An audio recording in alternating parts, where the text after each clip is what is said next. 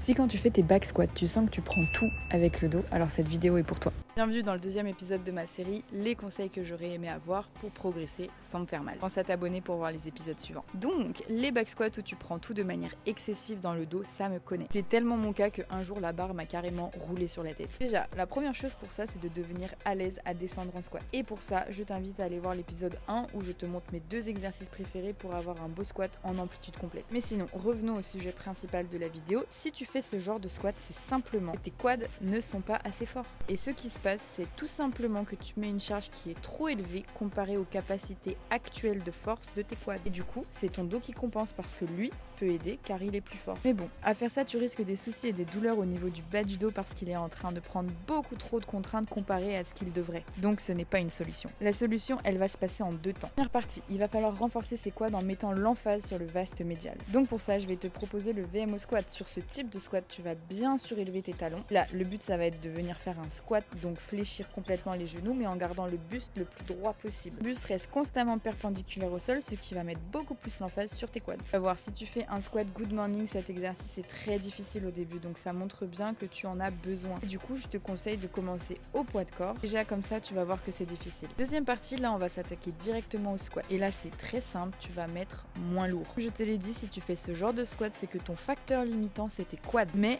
que tu peux mettre plus lourd parce que c'est ton dos qui compense. Tu peux faire ça grâce à ton dos, mais est-ce que tu devrais? Je te donne mon exemple perso juste après. Donc, tu me baisses la charge pour être capable d'exécuter un beau mouvement où tes quads soulèvent la charge. Ce sera moins lourd que ce que tu as l'habitude de faire, mais laisse-toi quelques mois et tu reviendras aux mêmes charges, voire plus, avec une bien meilleure technique. C'est important de corriger ça rapidement parce que si tu squattes déjà comme ça, tu vas progresser, mais tu vas progresser de la mauvaise manière.